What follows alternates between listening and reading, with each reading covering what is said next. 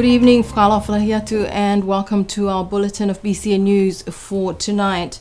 Leading the news, the Premier Dalton Tagilangi has confirmed that the government's wage subsidies for the private sector will come to a stop at the end of this month.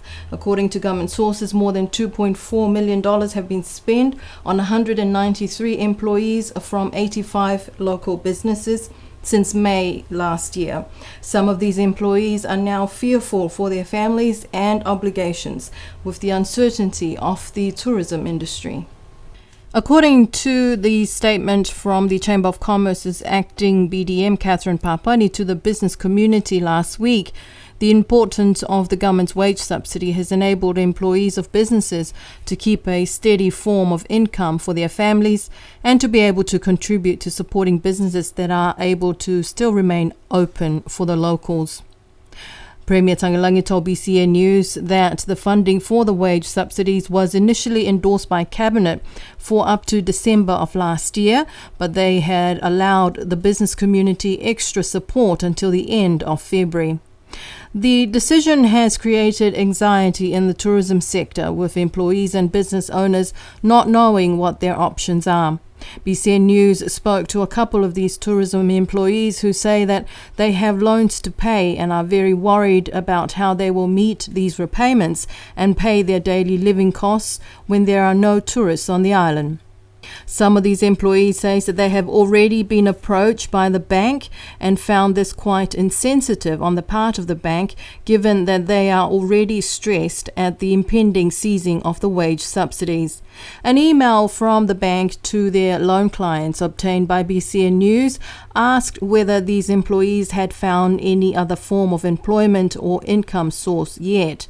The bank also wanted to discuss options before the government's wage subsidy ends so that they have something in place to avoid the loan going into arrears. A bank official told BCN News that they just wanted to speak to their clients to find ways to help them meet their repayments once the subsidies end. She said the bank made concessions back in May last year to freeze the repayments of tourism business loans and give 50% discount on repayments for personal loans of the people working in the tourism sector and earning the wage subsidies. And the Premier also updated on the latest with the one-way quarantine-free travel to New Zealand on a radio program last Friday. He says that it is pending the presentation of a paper from the new government to be submitted to the New Zealand Cabinet. Well, the latest update, it's within New Zealand at the moment for a Cabinet proposal to be tabled in the New Zealand Cabinet for endorsement for the opening of the one-way free travel into Auckland, and that's where it is at the moment. Unfortunately, it has taken a while because they wanted to make sure that our end are also being ready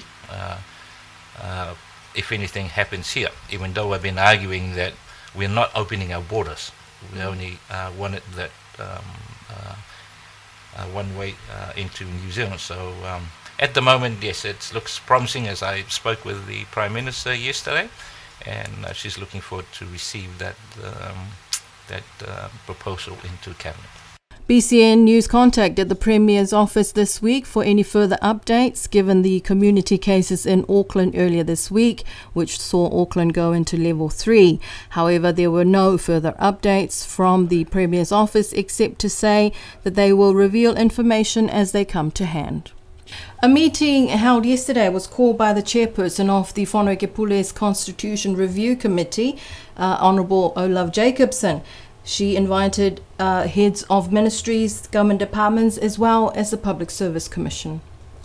According to Olaf Jacobson, the reason for calling the meeting is to inform the Public Service Commission, heads of ministries and departments of the intentions of the committee as mandated by the Whanokē Pule to begin the mammoth task of reviewing the 1974 Constitution. The committee, though, cannot do this without the support of the public servants. They believe in utilising existing expertise already available on island in the public service. Olaf Jacobson asked the Public Service Commission for assistance to provide a dedicated secretariat for this exercise, and she also asked the Financial Secretary to allow for budget support in the next recurrent budget. The Constitution Review Committee intend to complete all logistical planning by the end of February and begin the call for and receive public submissions through March and April.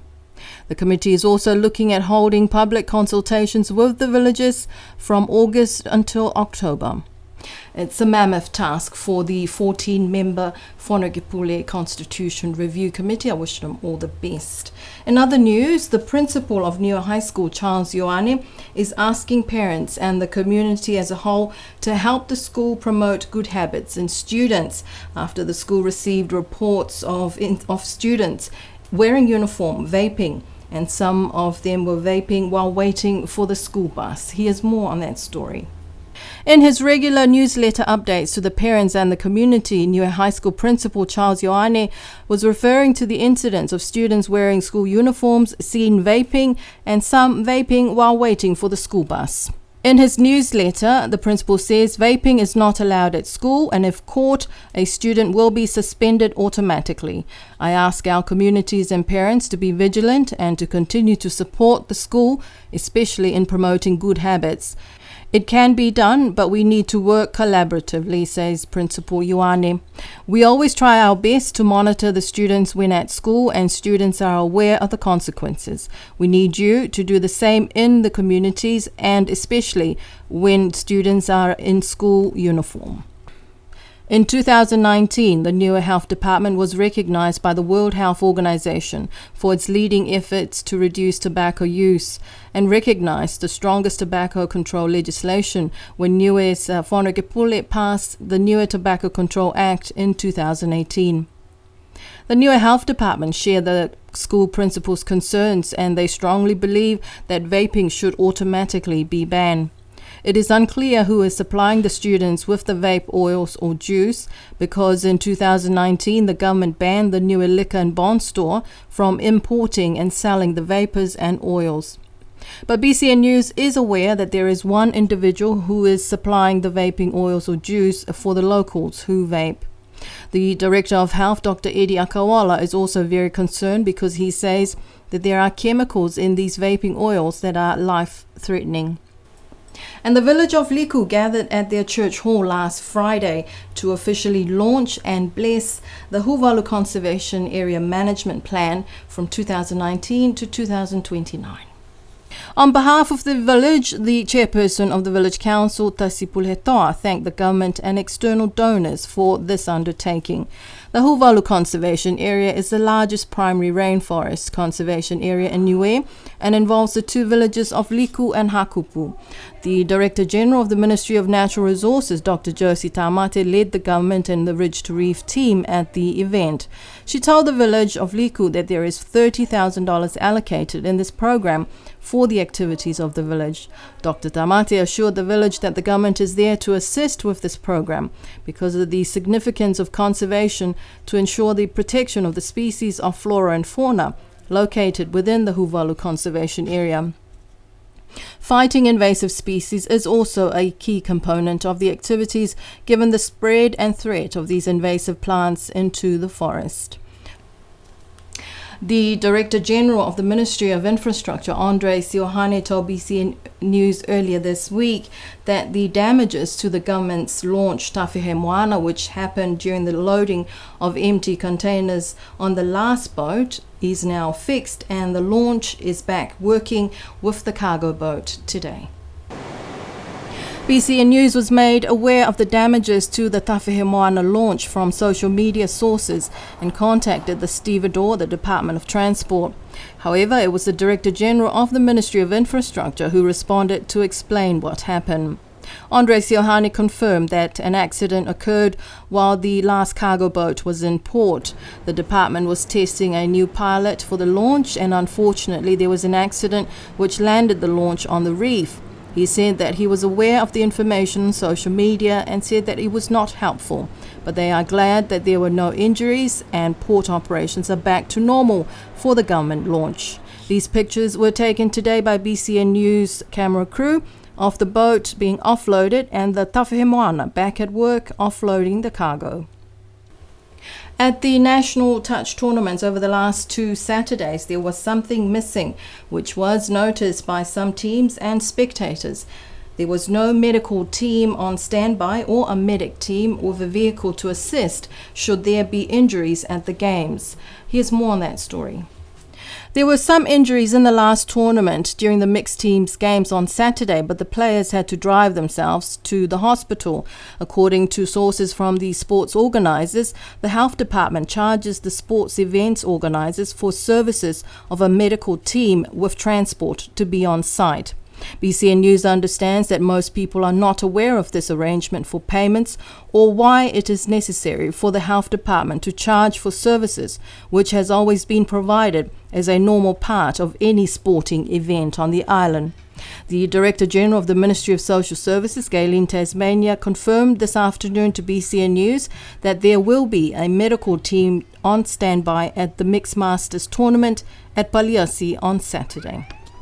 And to end our bulletin, the Niue Touch Association's mixed tournament last Saturday had 12 teams registered to compete in 2 pools. Awasele won and Tuapa Teacups played in the finals, with Awasele claiming the title this year. There were 2 pools of 6 teams, and after the playoffs, Awasele and Tuapa topped Pool A, while Alofi Makos and Hakupu topped Pool B. The 4 top teams played off in the semi-finals, where Tuapa beat Alofi Makos and Awasele beat Hakupu. The final game between Tuapa and Awasele was a tough game, but at the final whistle, Awasele was up by 1.5 to 4.